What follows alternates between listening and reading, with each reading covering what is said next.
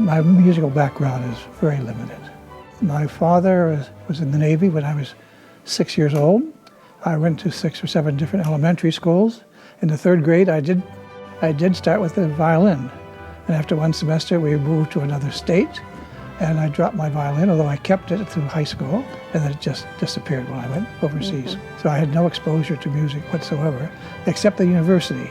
I was born in a very small northern Finland town, so we didn't have an orchestra. But we had wonderful radio broadcasts of concerts and symphonies. I took piano lessons for possibly 6 years or so.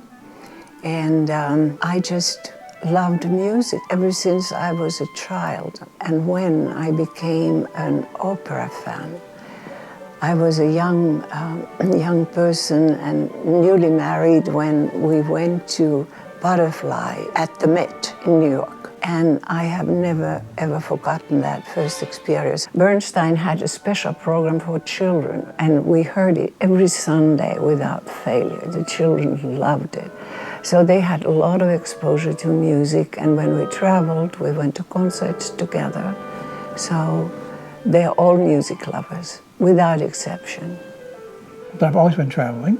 When I was in high school, I had, from suburban Detroit, I had this bee in my bonnet that I was going to join the Foreign Service. We retired in '89, and then we came back here in 1990.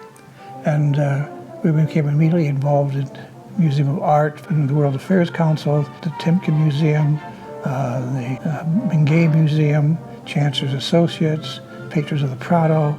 I mean, we can go on and on and on. But the only one we work with youth is the Youth Symphony.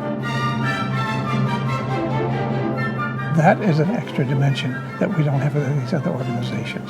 We love them all, but we have a particular fondness for the Youth Symphony because we see these young kids and we just marvel at what they can do.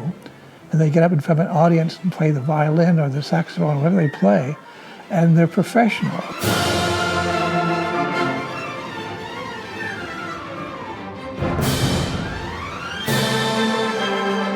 When you get the full orchestra, the Youth Symphony Orchestra together, I say it sounds just like the San Diego Symphony Orchestra, or the Los Angeles Philharmonic, or the New York Philharmonic.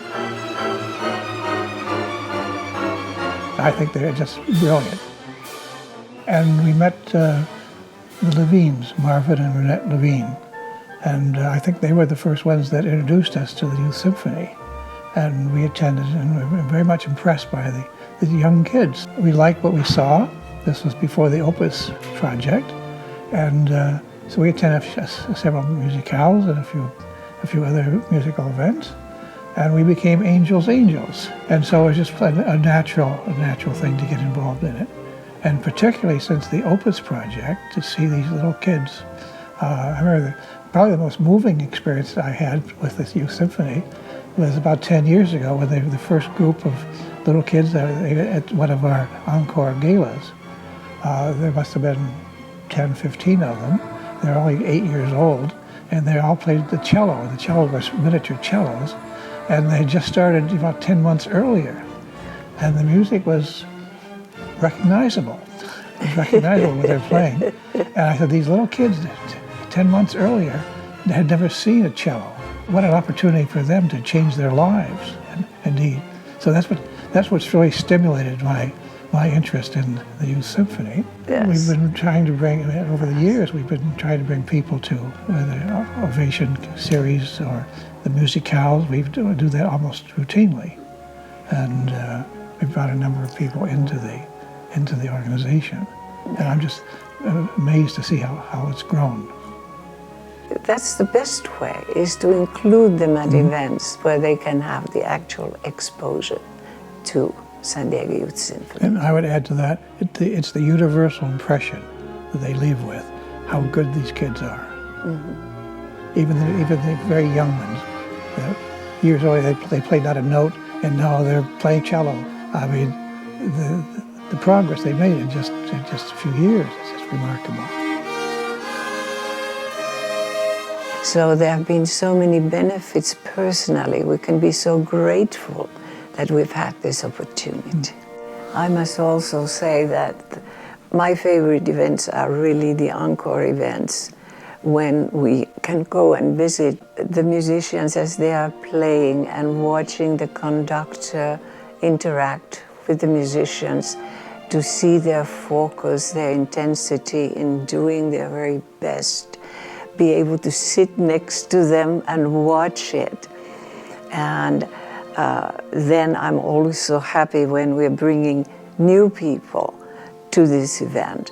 And when they get very excited about it and want to join in, that's the best of all, really. So I love these events because it really does give a special exposure of what the Youth Symphony is capable of doing.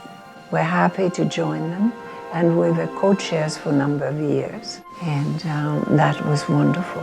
It gave us a focus to our life, too. It's a lot of work, but we enjoyed every moment of it. Yes. To get people out, to see a good turnout at these events.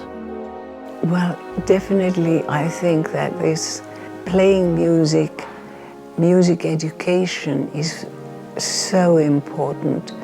It is transformational in a child's life. So therefore, the scholarships made me so enthusiastic and happy to be involved in this. Well, I tell you, you have an opportunity to change a person's life. If you say you can change the world's life, that's too broad. You say, there's a person right there in Chula Vista. You can change his or her life just by one scholarship. And then you can watch that person over the years develop, grow. The children that play music have so many benefits. We know now that they have better focus, better concentration, they have self-discipline, they become better team players, and they do so much better in school. Even though they may be lawyers or doctors or whatever they might be, they'll never lose what they've picked up through high school. It's the joy of music. It will always be there. We've thoroughly enjoyed our 15, 20 years with the Youth Symphony, but it's been just a very rewarding experience with us and working with the Youth Symphony. And we look forward to many years to come. Yes, indeed.